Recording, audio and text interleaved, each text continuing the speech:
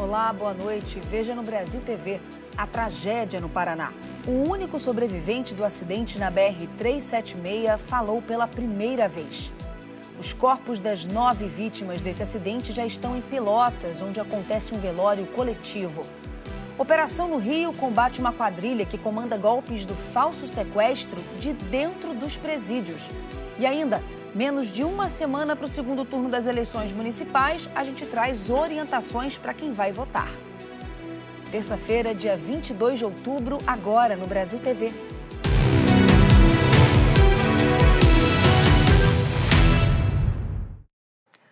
O único sobrevivente do grave acidente na BR-376, no Paraná, em que 9 pessoas morreram, era um atleta do remo e estava na van atingida por um caminhão. O João Pedro Milgarejo, de 17 anos, chegou hoje à casa dele, em Pelotas, no Rio Grande do Sul. A apresentadora do Jornal do Almoço, da RBS, afiliada da TV Globo no estado, Cristina Ranzolin, foi até Pelotas e entrevistou pela manhã o João Pedro e a mãe dele. Essa entrevista foi exibida no jornal hoje e, na conversa, o atleta conta o que lembra do acidente e os planos para o futuro. Eu estava dormindo atrás da van, como ficou tudo intacto ali atrás da van, consegui sobreviver. Pensava que nem ia sair, na hora que eu acordei eu estava desesperado também. Quando eu acordei eu não tinha nem sabia o que estava acontecendo. E depois que eu fui ver que estava tudo desmoronado, meu pé estava preso. E aí veio acho que bombeiro e ambulância, começaram a cortar a van e me ajudar para sair da van. Também sinto meus pêsames por todo mundo que não sobreviveu, por meus amigos, meus treinadores e pela família deles também. Eu sinto muito. Nos últimos 2 anos eles eram a tua família, a tua segunda família? Sim, eu convivia 24 horas com eles também. Ficava treinando com eles, a gente estava saindo de uma competição. Eles que morreram agora, a gente conseguiu medalhar também no brasileiro. A gente conseguiu pelo menos levar uma vitória para a família deles e para a minha. E agora, qual é a sua ideia? Você pretende seguir remando aí pelos seus colegas? Sim, agora principalmente por causa dos meus colegas. Eu pretendo continuar remando por eles e pela família deles.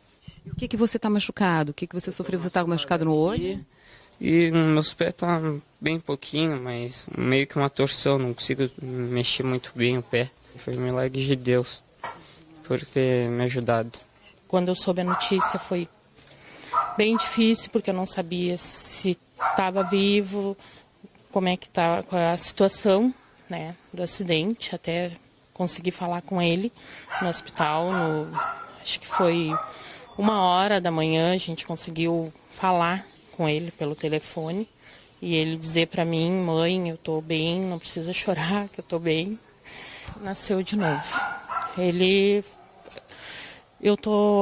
Não tenho muitas palavras para falar, né? Hoje a minha palavra é gratidão a Deus pela vida dele. Tô feliz e ao mesmo tempo triste pelos outros atletas.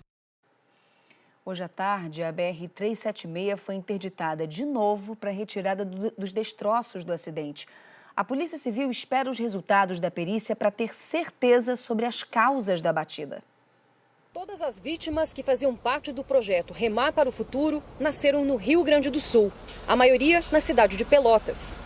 Angel Souto Vidal, de 16 anos, Ellen Belloni, 20 anos, Nicole Cruz, de 15, João Pedro Keschner, de 17 anos, Henry da Foltora Guimarães, também de 17, Samuel Benites Lopes, de 15 anos, e Vitor Fernandes Camargo, de 17 anos. O coordenador da equipe, Ogner Tissot, de 43 anos, e o motorista da van, Ricardo Leal da Cunha, de 52 anos, também morreram no acidente. Os investigadores querem saber se a carreta estava em alta velocidade ou se houve falha nos freios. A polícia agora espera o laudo dos corpos das vítimas e do local do acidente para poder avançar nas investigações. Já pediu também para a concessionária de pedágio imagens de câmeras de segurança que mostram o trajeto do caminhão antes da batida. A previsão é concluir o inquérito em até 30 dias. A Polícia Civil aguarda a realização de alguns exames periciais, principalmente a perícia realizada pelo Instituto de Criminalística, o local de morte e o exame veicular, para que a gente possa verificar se o sinistro de trânsito ocorreu por eventual falha mecânica ou por erro humano na condução do veículo automotor. Os peritos também vão analisar o tacógrafo do caminhão, que registra a velocidade do veículo durante o trajeto. A perícia de acidente de trânsito é uma perícia especializada. Então, o perito do local ele segue um rito, para percorrer os vestígios, para, enfim, fazer uma série de fotografias, medições, tudo o que é necessário. A análise dos veículos envolvidos, a sinalização, condições do clima, tudo é levado em consideração na elaboração do laudo pericial. No domingo à noite, a carreta que carregava um container atingiu a traseira da van, que bateu em um carro, rodou na pista e foi arrastada para fora da estrada. Hoje, conversamos com o motorista do carro. Ele disse que chovia na hora do acidente e viu o caminhão se aproximando. Tinha muita neblina e chuva, não dava para enxergar nada. E daí eu só sentia aquele baque, E a van, eu vi no retrovisor do meu carro, eu olhei, a van estava rodando assim. Aquele caminhão veio sem freio, bateu na van e se jogou para o meio do mato. Os corpos das vítimas desse acidente no Paraná já estão em Pelotas, no Rio Grande do Sul, onde acontece um velório coletivo. Um avião da Força Aérea Brasileira fez esse transporte. O transporte das 9 pessoas que morreram no acidente foi feito por um avião da Força Aérea Brasileira. As urnas funerárias foram embarcadas na aeronave no início da tarde. O avião partiu do aeroporto de Curitiba por volta das 3 horas da tarde. Aqui em Pelotas, o velório vai ser coletivo na sede campestre do Clube Centro Português, que era onde as equipes treinavam. Num primeiro momento, esse velório vai ser fechado apenas para familiares e amigos e depois deve ser aberto para que a comunidade possa prestar as suas homenagens. Augustine Tim para o Brasil TV. No Rio de Janeiro, a Polícia Civil investiga o assassinato de um advogado no centro-sul do estado. Ele foi morto com 6 tiros logo depois de deixar o neto na creche. O Giovanni Rossini tem os detalhes. Aqui em Barra Mansa, no sul do estado do Rio, o destaque é a morte do ex-presidente da OAB da cidade, Hércules Anton de Almeida, de 59 anos. Ele que foi morto a tiros ontem, no começo da tarde, logo depois de deixar o neto numa escola. Segundo a Polícia Militar, quando o advogado retornava para o carro, um homem se aproximou e efetuou os disparos e fugiu logo em seguida. Houve uma tentativa de reanimá-lo, ele chegou a ser socorrido, levado para a Santa Casa da cidade, mas acabou não resistindo. Ontem, a OAB da cidade e a OAB de municípios vizinhos, bem como a seccional estadual e a nacional, publicaram notas lamentando o ocorrido, repudiando o crime e também cobrando explicações, além, claro, de se solidarizar com a família. A Polícia Civil segue investigando o caso. O que a delegacia passou para a gente é que diligências foram realizadas, pessoas estão sendo ouvidas e que imagens de câmeras de segurança estão sendo analisadas na tentativa de identificar e localizar os suspeitos envolvidos nesse crime. Giovanni Rossini, de Barra Mansa, para o Brasil TV. No litoral sul do estado do Rio, em Angra dos Reis, a polícia investiga o ataque a uma empresa provedora de internet. 3 carros foram incendiados. 3 carros de uma empresa provedora de internet foram incendiados nesta madrugada aqui em Angra dos Reis. O incêndio começou por volta das 3 horas da manhã. Nesse mesmo horário, o Corpo de Bombeiros foi acionado. Depois de 2 horas, os agentes conseguiram controlar as chamas. A ação dos suspeitos foi captada por uma imagem de câmera de segurança. A gente teve acesso a essas imagens e nelas é possível ver que ao menos 4 pessoas participaram dessa ação. Os suspeitos chegam no local, jogam um líquido em volta dos automóveis, ateiam fogo e fogem em seguida com os veículos já em chamas. Ao todo, a empresa estima que o prejuízo foi de 300 a 350 mil reais. Isso levando em consideração não só os carros que foram totalmente perdidos, como também todo o equipamento da empresa que estava dentro desses veículos. Um boletim de ocorrência foi aberto e agora a Polícia Civil investiga esse crime. Maria Mariana, para o Brasil TV.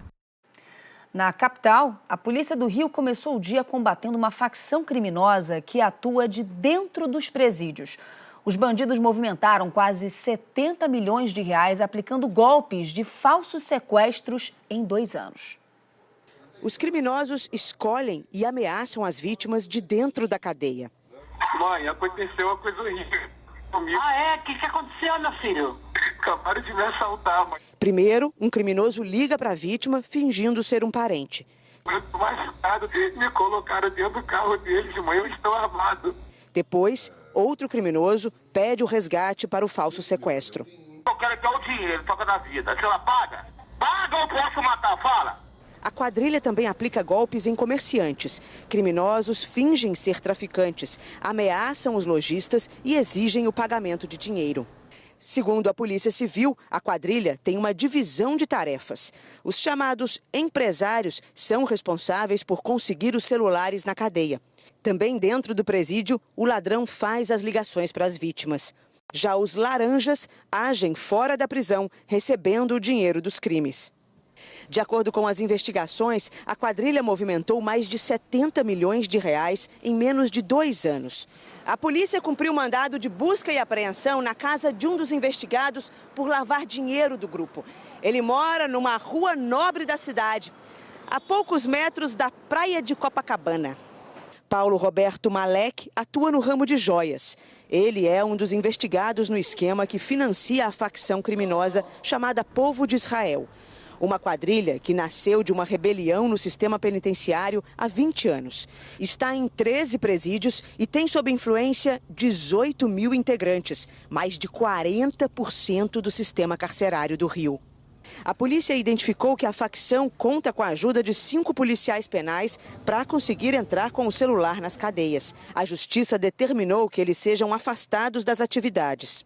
Em 2023, a Secretaria de Administração Penitenciária do Rio bloqueou sinais de celular e apreendeu 58 aparelhos do complexo penitenciário de Bangu, depois que bandidos ordenaram, por uma videoconferência de dentro da cadeia, a execução de envolvidos na morte de 4 médicos na orla da Barra da Tijuca. Desde a nossa ascensão também à pasta, o governador deu todo o aval para que nós dessemos início ao estudo técnico para que nós adquirimos o bloqueador de celular. O processo se encontra já em fase de licitação. O edital, na primeira semana de novembro, já vai estar publicado, licitação por pregão. Para essa especialista, não basta bloquear o sinal de celulares. O que a gente precisa são ações de inteligência para entender quais são os canais de comunicação entre as pessoas que estão privadas de liberdade, muitas das vezes os funcionários do sistema prisional que entram e saem, não apenas com informações, mas especialmente com novos telefones, sem atividades de inteligência que focalizem essa porosidade entre funcionários públicos e pessoas privadas de liberdade. Nenhuma medida vai ser eficiente. Nós não conseguimos contato com a defesa dos policiais penais citados na reportagem. Na Bahia, as forças de segurança fazem uma varredura no maior complexo penitenciário do estado. A Camila Marinho traz os detalhes para a gente. Olá, hoje foi o segundo dia de operação no Conjunto Penal de Feira de Santana, onde nos próximos dias todos os 11 pavilhões passarão por uma varredura. É uma mega operação que envolve mais de 250 homens das forças de segurança da Bahia e com o objetivo de encontrar equipamentos eletrônicos que possam facilitar a comunicação dos presos com criminosos que estão fora do presídio. Ontem, no primeiro dia da operação, os agentes revistaram 40 celas e apreenderam celulares, chips de telefonia, cartões de memória, pendrives, além de armas brancas improvisadas e drogas em 17 celas. Hoje foi o anexo feminino do complexo, que abriga cerca de 75 mulheres, entre elas 2 chefes de grupos criminosos, que foi alvo da vistoria, mas nenhum material ilícito foi encontrado. O material apreendido ontem e hoje vai ser periciado pelo Departamento de Polícia Técnica e um trabalho de investigação que possa encontrar relações com ações coordenadas pelo crime organizado no estado. O Conjunto Penal de Feira de Santana é o maior complexo penitenciário da Bahia, com quase 2.000 presos. Essa operação da Secretaria de Administração Penitenciária e Ressocialização deve durar 10 dias. Camila Marinho, de Salvador, para o Brasil TV. A Receita Federal fez a maior apreensão de cocaína esse ano no Porto de Santos. A Receita Federal desconfiou da quantidade elevada de sucata distribuída em 5 contêineres. As várias camadas do metal dificultaram a visualização pelo scanner da alfândega. Eles utilizaram um lote maior de carga para dificultar a fiscalização.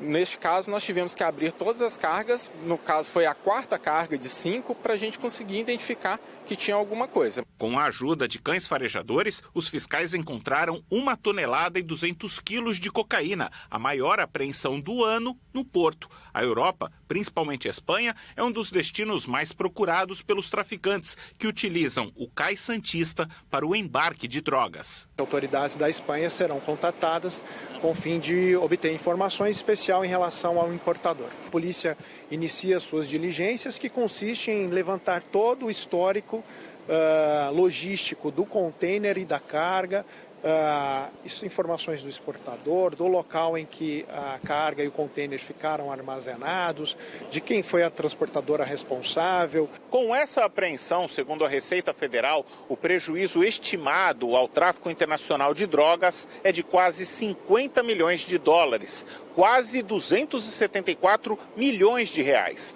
De acordo com a Polícia Federal, com esta operação, já passa de 4 toneladas a quantidade de entorpecentes apreendidos este ano, aqui no Porto de Santos.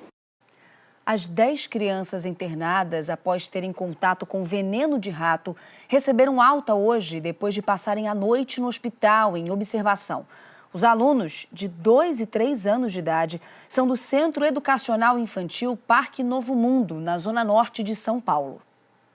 As últimas horas foram angustiantes para Francineide. Ela é mãe de uma das crianças que passaram a noite internadas com suspeita de contato com uma substância tóxica ontem à tarde no pátio da escola Centro de Educação Infantil Parque Novo Mundo, na zona norte da capital. 12 horas aí, né? A gente ficou muito assustada, porque com medo de ter acontecido alguma coisa bem pior. De acordo com os familiares das crianças que foram internadas, elas brincavam aqui nessa área, entre o prédio e o muro da escola, quando tiveram contato com o veneno.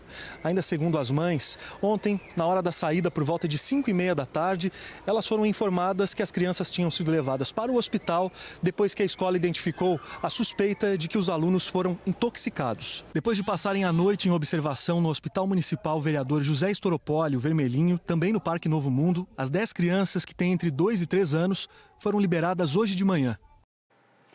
A Secretaria Municipal de Educação de São Paulo confirmou que uma armadilha de rato foi encontrada numa área onde as crianças têm acesso.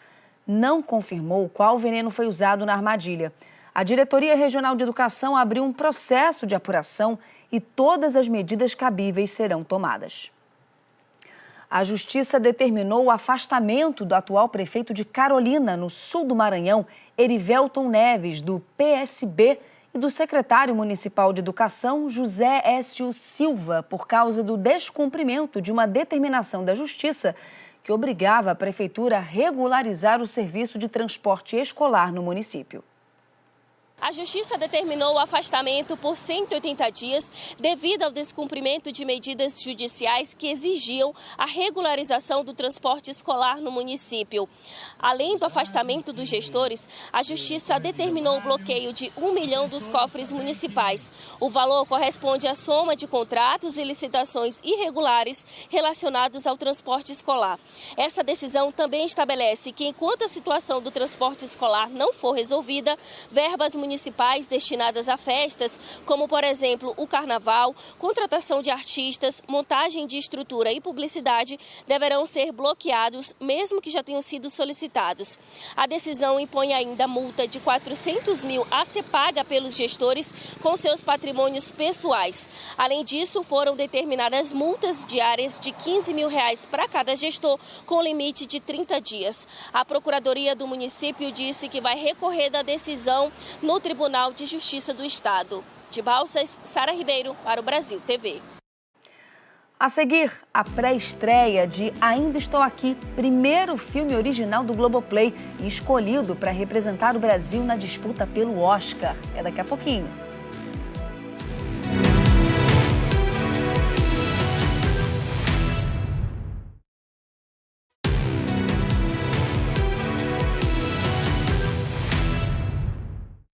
Brasil TV de volta falando de eleições. Faltam menos de 7 dias para o segundo turno das eleições municipais. Quem não votou no primeiro turno pode e deve votar no dia 27. No aeroporto de Brasília já tem gente voltando para casa para não perder as eleições. Nunca abri mão de votar. Eu acho que é um momento importante de ter voz. É democracia, né? A gente tem que escolher o que é melhor para a gente. Se eu deixar em vão, os outros vão escolher. Eu prefiro dar o meu voto. É a minha consciência. No próximo domingo, 1/4 de todos os eleitores do Brasil estará de volta às urnas. São quase 34 milhões de eleitores que vão definir prefeituras em 51 cidades.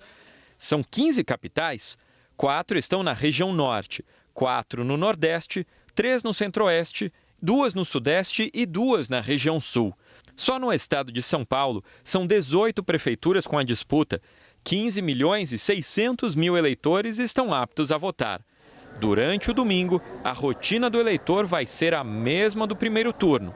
As urnas abrem às 8 horas da manhã, no horário de Brasília, e fecham às 17 horas. Os locais de votação também não vão mudar. O primeiro turno e o segundo são eleições independentes para a Justiça Eleitoral. Por isso, o eleitor que não votou no dia 6 de outubro vai poder votar normalmente no segundo turno.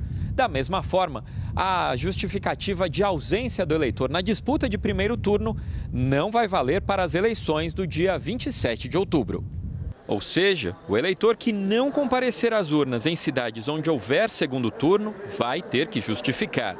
O prazo de justificativa do segundo turno vai até o dia 7 de janeiro do ano que vem. O do primeiro turno termina antes, no dia 5 de dezembro.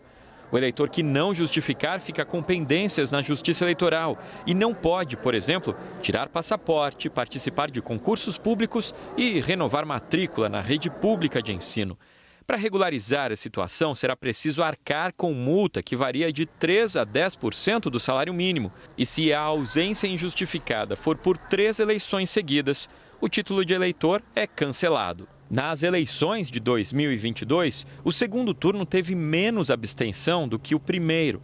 Essa é a mesma expectativa da Justiça Eleitoral para o próximo domingo. Como a gente tem a percepção de que são cidades bem importantes, com um número de eleitores muito expressivo e que está com uma disputa política bastante acirrada, é bem possível que o eleitor compareça, que faça o seu exercício da democracia e faça a sua escolha. A partir de hoje, eleitores de cidades em que haverá segundo turno não podem mais ser presos, a não ser em flagrante ou se for para cumprir uma sentença penal por crime inafiançável. A restrição vale até o dia 29 de outubro. O filme Ainda Estou Aqui foi exibido numa sessão especial do Festival de Cinema do Rio. O elenco estava presente e a plateia aplaudiu de pé o primeiro filme original da Globoplay.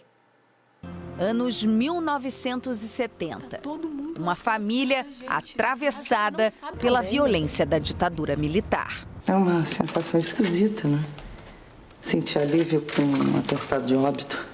Ainda Estou Aqui, filme dirigido por Walter Salles, conta a história da família Paiva. Rubens, interpretado por Selton Mello, e Eunice, personagem de Fernanda Torres, vivem com os 5 filhos numa casa de frente para o mar. Até que a vida deles muda de repente, quando Rubens é levado por militares e desaparece. Qualquer um se identifica, uma família que você fala, mas por que fizeram isso com esse cara? Ele não estava indo fazer uma revolução stalinista no Brasil, por que mataram esse cara? É um filme que cria empatia, vale a pena ir ao cinema ver. O roteiro é baseado no livro autobiográfico de Marcelo Rubens Paiva, que narra a busca da mãe Eunice por justiça. O filme já foi selecionado para 10 festivais internacionais. Após a estreia mundial no Festival de Veneza, onde levou o prêmio de melhor roteiro, Ainda Estou Aqui foi escolhido como representante do Brasil na disputa por uma vaga no Oscar 2025. O filme já é muito forte, muito importante, assim, é um filme necessário, vai ficar marcado na história, na nossa bela história do cinema brasileiro. Depois de passar pela Mostra Internacional de Cinema de São Paulo, ontem foi a vez do filme ser exibido em uma sessão especial no Festival do Rio. O tradicional Cine Odeon, no centro, contou com a presença de grande parte do elenco, incluindo Fernanda Montenegro, que, assim como a filha, Fernanda Torres, interpreta Eunice Paiva no longa. Eu acho que o Walter tem essa mágica. Tem uma linguagem profundamente brasileira e, ao mesmo tempo, tem uma transcendência do que nós somos como caráter, como cultura, como povo, como sobreviventes. Olha que sorte a minha de trabalhar com duas atrizes dessa magnitude que elevaram o filme. Antes da exibição do filme, Fernanda Montenegro, que completou 95 anos na semana passada, ganhou parabéns da plateia.